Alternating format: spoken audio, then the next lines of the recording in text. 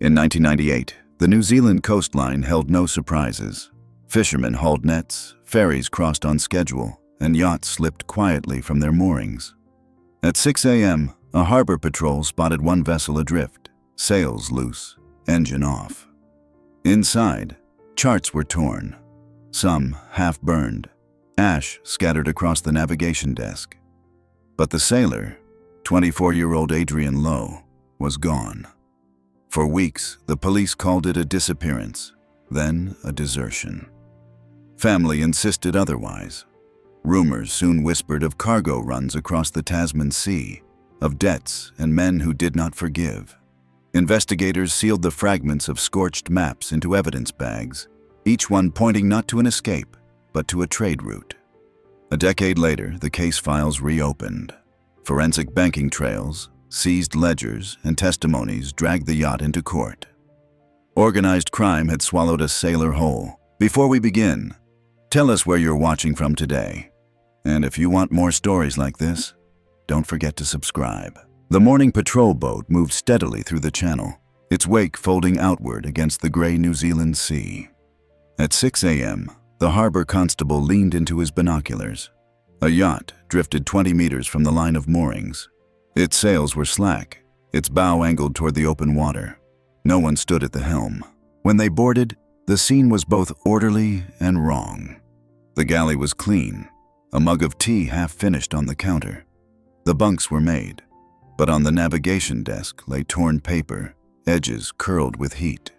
Several maps had been ripped to pieces, some blackened at the corners, others reduced to ash that scattered when the cabin door opened. The logbook was missing. The name painted on the stern read Seacrest. It belonged to Adrian Lowe, a sailor known in the harbor for short runs and steady hands.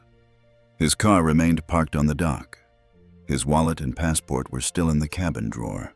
Police cordoned the yacht. Photographs were taken, every angle of the scorched navigation table preserved. Technicians lifted the fragments with tweezers, sliding them into plastic sleeves. One map fragment bore a faint grid line still visible beneath the soot. Another contained the partial outline of the Tasman coastline. Detective Inspector Marcus Ellery arrived by 9 a.m. His first questions were procedural. When the yacht had last been seen under sail, whether distress signals had been logged. The harbor master, Sergeant Callum Reeve, confirmed the vessel had departed 2 nights earlier with only Adrian aboard. No return entry had been recorded. The forensic team noted additional details. The companionway hatch showed no signs of forced entry. Fuel tanks were more than half full. In the forward locker, rope coils were neatly stowed, untouched. Yet on the deck, the starboard cleat bore faint scorch marks. Residue later tested as consistent with paper ash carried by wind. By noon, news spread along the wharf. A young sailor gone, his boat adrift, his maps burned. Some called it an accident, others a staged disappearance. Rachel Lowe, Adrian's younger sister, arrived at the pier. She demanded answers the officers could not give. She was shown the fragments of maps sealed in transparent bags, her face hardening as the ash slid inside. Reporters appeared by mid-afternoon. Headlines framed it as mystery. Yacht drifts empty off coast, sailor missing. Police maintained it was a disappearance, pending further search, but no distress call had been recorded, and search grids extended across the bay produced nothing. Helicopters scanned the coast. Divers checked shoals. Adrian Lowe was absent. That evening, Ellery examined the cabin again. He lifted the burned fragments under lamplight, their edges brittle, the ink dissolved to blurred shadows. The destruction was deliberate. Fire applied directly, stopped before the yacht itself could ignite. He placed the bagged evidence into a steel drawer marked with date and hour. Chain of custody began. Each fragment was logged. Weight, dimensions, visible markings. Trow samples of ash were collected from the navigation table's grooves. A faint chemical odor lingered, not consistent with ordinary burning. Analysts would later confirm traces of accelerant, a petroleum-based solvent. By nightfall, the yacht was towed into secure berth. Officers kept watch from the dock. Inside the cabin, a faint line of soot traced the air vent. A fingerprint kit lifted partial ridges from the navigation desk, though none matched Adrian's records. The prints would be filed under unknown. The harbor closed under fog. Adrian's car remained in its parking bay, keys inside, driver's seat adjusted to his height. Witness canvas produced no sighting beyond the departure. The last known fact was a yacht slipping into darkness, a sailor at its helm, and maps later reduced to ash. Only ashes remained on the navigation table. Detective Inspector Marcus Ellery stood in the evidence room 2 days later, the fragments spread across white trays. Each piece was catalogued, photographed under angled light, then measured. The irregular tiers suggested haste, edges pulled apart by hand. Several fragments carried a residue distinct from the burn pattern, darker specks embedded in the fibers. Analysts ran tests, solvent traces, petroleum-based, consistent with deliberate ignition. The logbook, normally stored beside the maps, was missing entirely. Without it, the yacht's movements remained conjecture. Ellery requested harbor records from the last departure. The ledger confirmed a Seacrest had left dock at 9:30 p.m., Adrian Lowe signing in his usual neat script. No other names appeared on the sheet. Rachel Lowe arrived at the precinct, her face drawn from sleepless nights. She pressed photographs into Ellery's hands. Family images, Adrian standing beside the yacht, holding the same charts now in pieces. She insisted he had no reason to vanish. The inspector listened, silent, then placed the burned fragments back into their envelopes. The official search expanded. Patrol boats traced the coastline north and south, recording positions every 2 hours. Nothing surfaced. Divers scoured reefs and inlets, recovering only driftwood. Reports were filed, each page stamped and added to a thickening binder. In the forensic lab, handwriting experts examined the surviving grid lines and partial annotations on the fragments. Under magnification, faint strokes suggested Adrian's hand, though incomplete. One note marked TAS 4D, an abbreviation that might indicate Tasman 4 days. The context was lost. Ellery studied the results in silence. The burned maps had been targeted, not incidental. Ink that could have revealed routes or coordinates was erased by fire. Yet some pieces resisted total destruction, ash clinging to lines that hinted at crossings beyond routine sailing. A separate test analyzed the ash collected from the desk grooves. Spectrometry revealed cellulose charred at higher temperature than ordinary flame, with accelerant traces. This reinforced suspicion. Someone wanted those charts unreadable. Media coverage shifted tone. Headlines that once described mystery disappearance began to speculate about darker currents. Columnists questioned why a man would tear and burn his own maps before vanishing. Rumors circulated along the docks, seeding the first whispers of organized involvement. Rachel sat outside the precinct one evening, watching as officers carried the sealed envelope of fragments back from the lab. She caught a glimpse of the label through the plastic. Exhibit 17A, Chart Remnants. The envelope contained nothing whole, only the erased record of seas Adrian had once sailed. The police offered no resolution. Missing person protocol allowed cases to stall when no body, no signal, no confirmed crime emerged. Ellery resisted closure, marking the file Open Investigation. The fragments remained in storage, their ash locked behind steel doors, each piece tagged and numbered. The family held a vigil at the pier. Rachel placed flowers against the rail where Adrian's car still sat. The scent of salt mixed with smoke that lingered in memory. For her, the burned charts were not evidence, but violation. The deliberate removal of her brother's course, his voice in lines and bearings reduced to soot. The case was slipping toward silence, yet the fragments persisted, fragile anchors in a void. Ellery sealed the envelope again, the crackle of paper sharp in the quiet room. He wrote a final note in the log. Recovered material incomplete. Source of destruction undetermined. The envelope held only fragments of erased seas. Weeks stretched into months. The harbor no longer spoke Adrian's name aloud, but the absence remained. Rumors began to form patterns. A fisherman, Tomasi Varela, reported to police that on the night of Adrian's departure, he had seen unusual lights far beyond the channel. His trawler had been hauling nets at 11:30 p.m. when a second vessel drew close to Seacrest. He recalled a sudden blackout, then a flare of white beam across the water. Minutes later, the yacht's running lights disappeared. Ellery logged the statement, his pen pressing hard against the report form. Tomasi signed, hesitant, then left the station without looking back. The next day, investigators reviewed maritime communication logs. At 11:45 p.m., a short burst of static registered on the local radio channel. Adrian's call sign appeared briefly, then cut off mid-transmission. No distress phrase followed. The line ended with silence. The recording was archived, a thin magnetic strip wound into a cassette, labeled "Stored." Rachel listened once, gripping the headphones. Her brother's voice was absent. Only static and half a word remained. She asked if it proved someone had silenced him. Ellery offered no speculation. The tape was entered as Exhibit 23B. Further canvass yielded additional threads. A crewman from a foreign-flagged freighter claimed he had glimpsed a yacht alongside their route near midnight, escorted by a speedboat with no lights. He did not file a report then, fearing reprisal. Now, months later, he spoke under condition of anonymity. Each testimony hinted at interception. Yet without bodies, without vessel-to-vessel photographs, the case stalled in fragments and rumor. In Ellery's office, the burned charts were compared again against official maritime routes.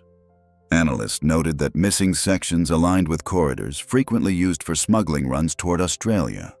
Red circles had once been inked, now lost in ash. An anonymous letter arrived at the precinct. No signature, no return address. Inside, a single line scrawled in pencil. He carried more than maps. The envelope contained a scrap of nautical chart, edges torn, surface smudged with oil. It matched the series Adrian had owned. Chain of Custody logged it as Exhibit 31F.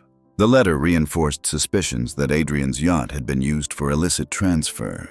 But whether he participated willingly or was forced remained unanswered. At the harbor, Rachel stood near the berth where Seacrest had been secured. She pressed her hand against the hull, chipped paint rough under her palm. The boat had been released back to family custody, though stripped of evidence. Its decks were silent, the cabin bare. Ellery wrote in his nightly notes, "Witness statements suggest organized interference. Confirmation pending." He closed the file, the edges heavy with added documents. The radio log ended mid-sentence. The months of uncertainty pressed down on the investigation. Without a body, the case threatened to collapse into speculation. Then financial records shifted the course. An analyst from the Serious Fraud Office flagged unusual deposits into Adrian Lowe's account. The sums were large, delivered in cash at irregular intervals, then withdrawn within days. Totals reached several tens of thousands of New Zealand dollars. For a sailor who scraped by on seasonal work, the pattern was impossible to ignore. Detective Inspector Marcus Ellery requested full banking files. Copies of withdrawal slips arrived, each bearing signatures that only loosely resembled Adrian's handwriting. One withdrawal captured on security camera showed a man with broader shoulders, heavier jawline. The frame was grainy, but enough to rule out Adrian. Ellery studied the images under magnification. The suspect's hand gripped the slip tightly, pen strokes quick and jagged. On the counter in front of him lay a folded nautical chart, its edge visible in the camera frame. The resemblance to Adrian's burned maps was uncanny. The information shifted the narrative. If Adrian had not withdrawn the money, someone else controlled his accounts. The implication? Adrian was not absconding. He had become expendable. Eleanor Park, a financial crimes investigator, joined the task force. She traced the cash deposits back through remittance slips and teller logs. The bills carried serial numbers linked to previous seizures in Sydney, evidence of cross-Tasman laundering. The pattern suggested Adrian's bank account had been used as a channel, a vessel no less than his yacht. Rachel received the news with disbelief. She remembered her brother's reluctance to even borrow money, his careful saving for sales and repairs. She sat in Ellery's office staring at the photocopies, fingers brushing the faint outlines of forged signatures. The banking trail demanded reclassification. The missing person case now crossed into organized crime. Interagency memos flowed, each stamped and countersigned, binding the investigation to new jurisdictional layers. A warrant brought officers to Adrian's small flat. In the desk drawer, they found ordinary bills, letters, receipts, nothing of the deposits. But wedged beneath the drawer's base, forensic technicians recovered a torn corner of map. It matched the paper stock of the burned charts from the yacht. Along its margin ran faint pencil notations, latitudinal lines intersecting near Auckland shipping lanes. The fragment was photographed, bagged, entered into the chain of custody as Exhibit 42D. Ash residue still clung to one edge, though the center was intact. The overlap with the bank withdrawals suggested a route of value to more than just a sailor. Ellery's notes hardened. Adrian compromised by network, possible coercion, possible silencing. The harbor at dusk carried the weight of rumor.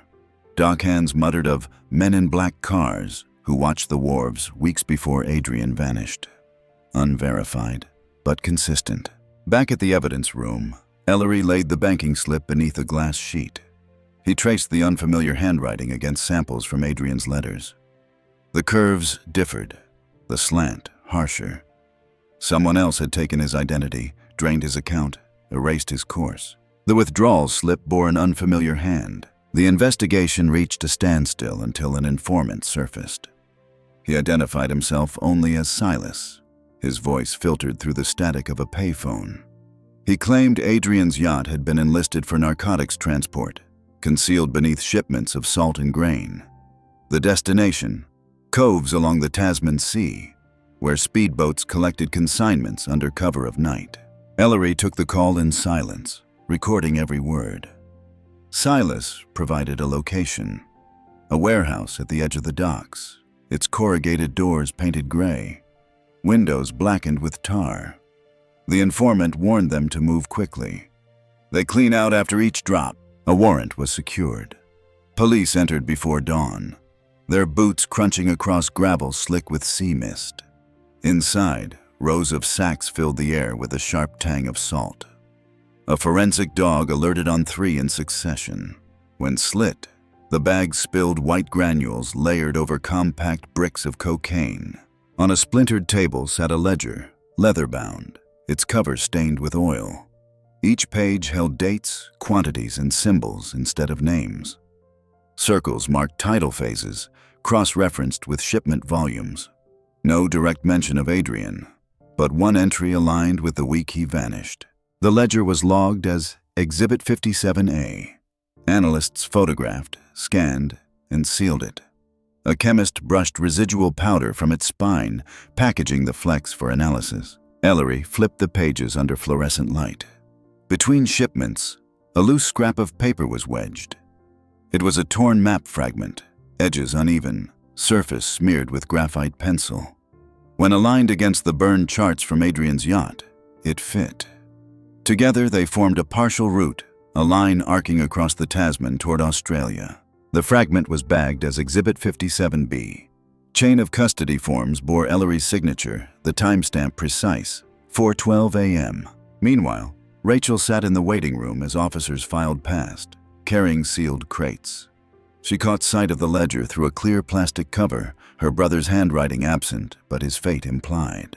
Press coverage intensified. Reporters crowded outside the precinct, demanding answers. Police spokesmen used measured phrases, evidence of larger criminal enterprise, international dimensions, no confirmation of victims' involvement. But whispers already tied Adrian's name to smuggling, some painting him as participant, others as casualty. Ellery, in private notes, marked the informant's reliability as untested. Yet the warehouse seizure anchored suspicion, in fact. Narcotics, ledger, maps. The case had shifted from conjecture into structured proof. That night, under flickering office light, Ellery stared at the ledger entries. The symbols were tidy, geometric, almost ritualistic. Each circle corresponded to tides, each marked to weight. And yet one page was violently torn, leaving ragged edges. The missing sheet corresponded exactly to Adrian's last voyage. The ledger named no captain, only tides. The seizure at the warehouse drew the attention of international agencies. Narcotics units in Sydney and Auckland convened joint meetings, exchanging case files through encrypted fax lines. The consensus formed quickly. Adrian Lowe's yacht had not been an isolated vessel, but a node in a wider grid. Shipping manifests were pulled for review. Among them, one container drew notice, recorded at Auckland's port 2 weeks after Adrian vanished. Its declared contents: industrial cleaning supplies. But the serial number matched an entry in the seized ledger. Customs logs showed the container routed on a carrier bound for Brisbane, its seals intact upon arrival. Yet forensic checks revealed tampering, lock pins replaced, welds ground and repainted. Officers opened archived photographs of the container. Black paint streaked across the latch, as if tools had slipped. When fingerprint powder was applied to preserved surfaces, a partial ridge pattern appeared. Automated search returned nothing. The prints belonged to no one in domestic records. They were labeled Unknown Pattern 19C and stored in the national database. Further inspection uncovered residue samples scraped from the container floor. Chemical analysis confirmed traces of cocaine beneath a layer of detergent. The report, logged at 7:45 p.m., sealed the link between maritime smuggling and the fragments from Adrian's yacht. Ellery visited the forensic warehouse. He held the container manifest under fluorescent light, the ink smudged by water.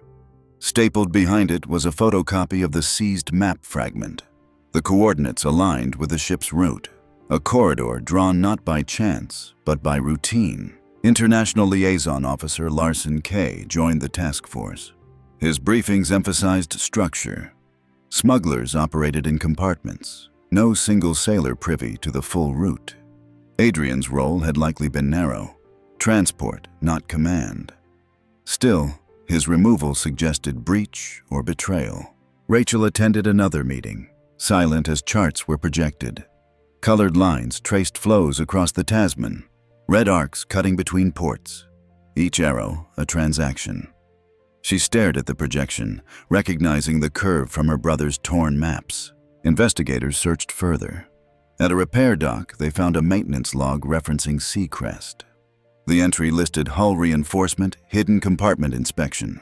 No name signed, only initials, VH. The dock manager recalled the job, cash payment, and a client who never returned.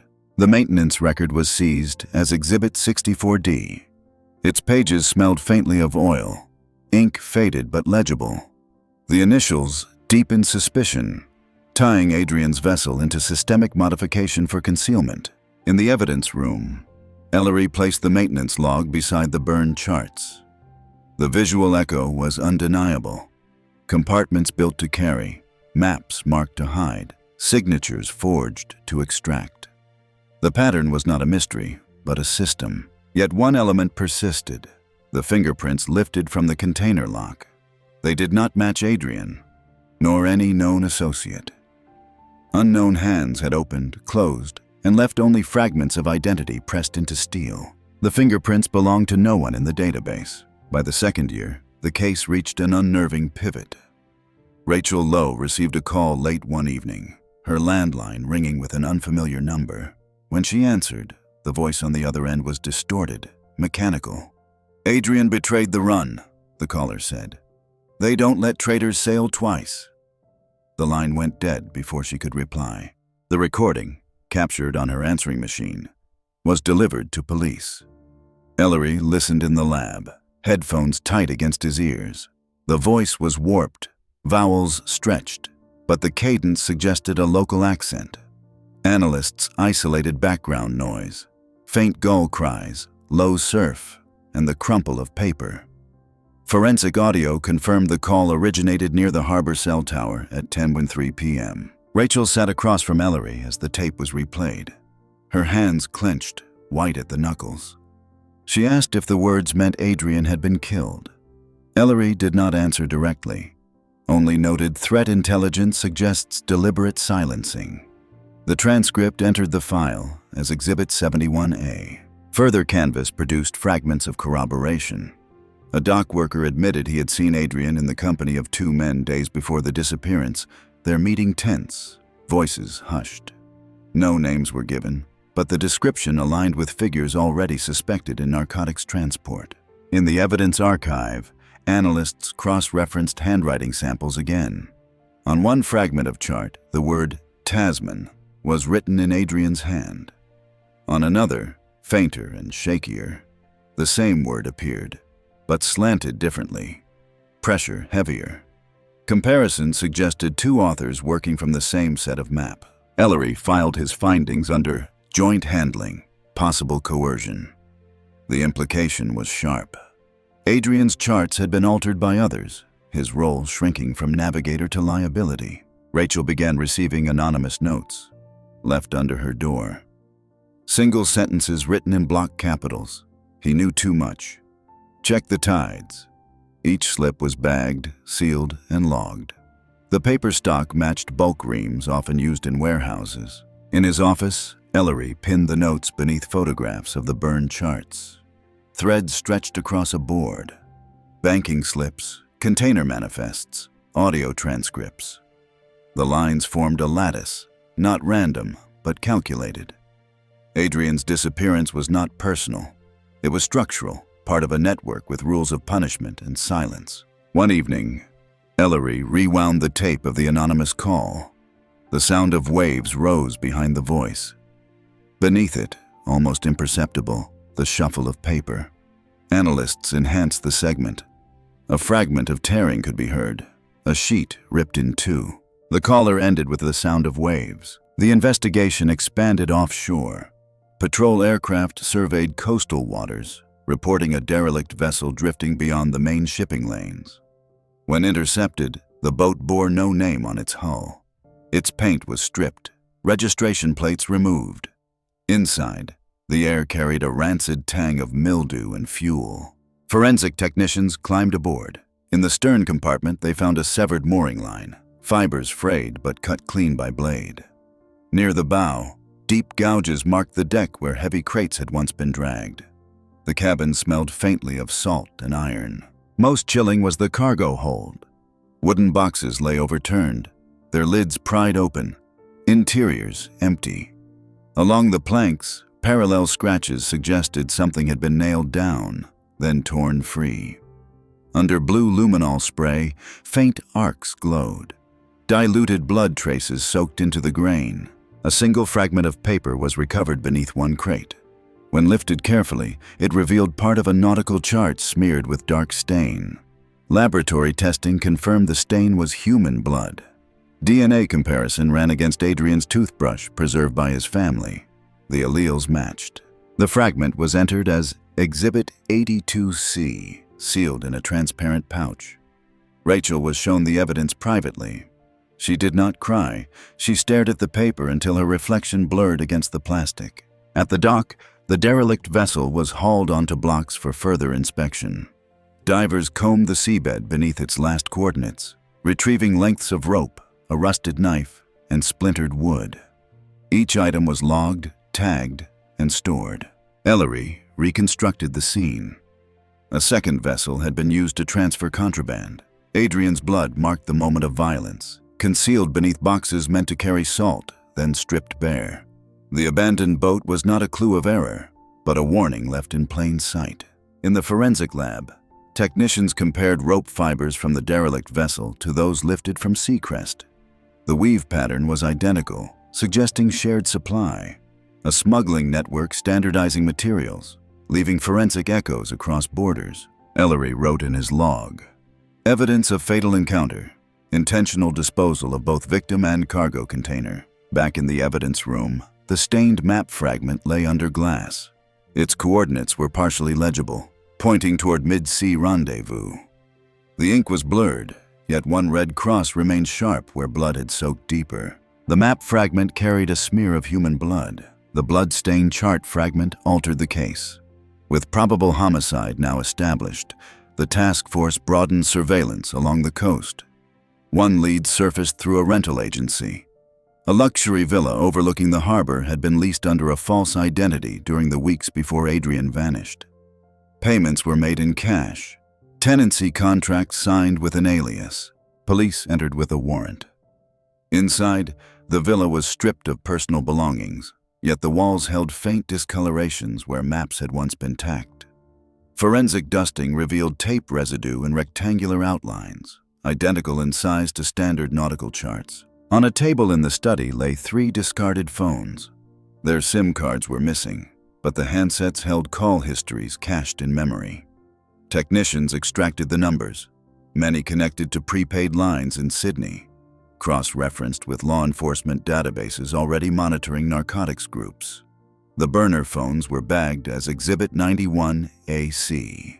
A further search uncovered a notebook, cover water-stained, pages filled with coordinates. Some matched the ledgers seized from the warehouse. Others pointed to open-water grid points with no legal anchorage. Cross-border traffic disguised as private leisure voyages. On the final page, investigators found a folded chart. It bore creases from repeated use, and along one margin, a red ink circle enclosed a stretch of Tasman current. Comparison against Adrian's burned maps confirmed overlap. The chart was preserved as Exhibit 92F, its edges sealed under plastic. Rachel was informed but shielded from viewing the scene directly. Ellery explained that the phones tied the operation to Australia, that Adrian's yacht had likely served as courier under instructions from men who now hid behind false walls and vanished contracts. She listened, expression unreadable, then asked if her brother had chosen this path or been forced. The inspector answered with silence. Media pressure mounted. Headlines spoke of International Syndicate and Tasman Drug Corridor. Each article carried Adrian's name, blurring victim and accomplice. Rachel cut them out, stored them in an envelope, unwilling to see them scattered across newsstands. Ellery logged his observations. Villa used as coordination hub. Cross-Tasman communication. Clear evidence of chart transfers. He pinned photographs of the red-circled chart above his desk, aligning it with fragments recovered from Seacrest and the derelict vessel. The network's shape grew visible. Routes across water, meetings in coves, disposable assets erased when compromised. Adrian had become one of those assets. Every number led across the Tasman. Surveillance tightened after the villa raid. Weeks later, intelligence flagged unusual activity at a private marina south of Auckland. 3 men prepared a launch late at night, loading crates marked as fishing gear. Unmarked vehicles idled nearby. Plainclothes officers tracked movements, their radios clicking with coded updates. At 1:15 a.m., the launch departed. Coast Guard intercept vessels shadowed at distance, navigation lights extinguished. GPS beacons transmitted coordinates back to the command post. When the launch reached deeper water, a larger vessel surfaced slowly. A retrofitted cargo trawler operating without AIS transponder. The crates were transferred, movements efficient, practiced. The order came. Intercept teams closed in. Floodlights ignited the water. Engines roared. Sirens pierced the night air. Armed officers stormed the decks. 3 suspects were subdued: Samuel Kane, Victor Hale, and Ruben Sarto. Their names already echoed in regional narcotics files. The trawler was seized. Inside the hold, officers discovered concealed compartments, some empty, some packed with white bricks shrink-wrapped in plastic. Serial numbers on the wrappings matched shipments noted in the ledger from the warehouse. Forensic technicians began immediate cataloging. Each brick was weighed, photographed, and stacked into evidence crates. Ballistic experts examined pistols recovered from lockers, their serial numbers ground away but partially restorable under acid etching. Most striking was a folded map found in Hale's duffel. Unlike the fragments Adrian had left behind, this one was intact. Red lines traced corridors from Auckland outward, arrows pointing across the Tasman toward New South Wales. In the margin, handwriting looped in neat script, Adrian's script. Comparison against letters supplied by Rachel confirmed it. The intact chart was entered as Exhibit 104B. Ellery studied the map beneath forensic light. Adrian's hand had drawn the course, but the vessel had carried more than he realized. His maps, repurposed by men who now stood in handcuffs, became prosecution's linchpin. Chain of custody was meticulous. At 3:27 a.m., the intact map was sealed in an envelope, signatures layered on its cover. Officers logged GPS devices recovered from the suspects' pockets, their memory chips preserving timestamps of rendezvous, each aligned with ledger entries and Adrian's final voyage. At dawn, the trawler was towed to secure dock. Reporters gathered, cameras flashing as crates were unloaded under guard. Rachel stood in the crowd, her face set, knowing her brother's handwriting would now appear in court as evidence of both his skill and his fate. The seized map bore Adrian's handwriting, the courtroom filled with the weight of years. Files stacked along the prosecution table, evidence boxes marked with dates and exhibit codes. Rachel Lowe sat in the front row, her eyes fixed on the sealed envelopes containing her brother's maps. Prosecutor Helen Rourke began with precision. She laid out the chain of custody, the burned fragments from Seacrest, the blood-stained scrap from the derelict vessel, the intact chart seized from Hale's duffel. Each artifact was lifted from its container, held up to the jury, then projected in magnified detail on the screen. Experts testified one by one. A handwriting analyst demonstrated the curve of Adrian's script, matching the intact chart to letters he had written home. A forensic chemist explained the accelerant found on the burned fragments, the deliberate attempt to erase inked roots. A DNA specialist confirmed the blood on the chart fragment belonged to Adrian. Rourke advanced carefully, layering evidence. Bank records were displayed, deposits in cash, withdrawals by imposters, camera stills showing unfamiliar faces with folded charts. The jury studied each exhibit as though the paper itself whispered the story. The defense attempted to blur lines. They argued the charts were tools, transferable between sailors, not proof of Adrian's complicity or victimhood. They questioned whether the blood trace could have been planted, but each objection faltered against the cumulative weight. Ledger entries, burner phone records, container fingerprints, and the seized map bearing Adrian's hand. Rachel left the courtroom briefly when the blood-stained fragment was displayed. The smear glowed under angled light, a forensic echo of violence. She returned when testimony shifted to the warehouse ledger, its pages filled with coded symbols that prosecutors translated into volumes of narcotics moved across the Tasman. Ellery took the stand near the end. His testimony was clipped, factual. He traced the investigation from yacht to warehouse to container to villa. His words were spare, his presence steady, his hand pointing each time toward the fragments displayed on the screen. The jury watched in silence as video from the evidence room was replayed. The ash fragments photographed under magnification, the intact chart unfolded and sealed again, the exhibits stacked into boxes. The image of fire-damaged paper filled the screen, edges curling, ink dissolved. Closing arguments circled back to the beginning. A young sailor vanished, his charts burned, his vessel drifting. The Syndicate erased him because he had become a liability. The evidence remained, silent but damning, sealed in plastic and bound in chain of custody. The jury watched the map burns replayed on screen. The verdict was delivered under heavy silence.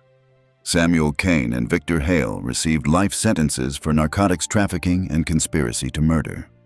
Ruben Sarto was sentenced to 20 years, the court noting his role as secondary but essential. The judge's words were measured, final, echoing against the paneled walls. Reporters gathered on the steps outside. Headlines the next morning declared, "Tasman Syndicate broken, sailor's fate confirmed in court."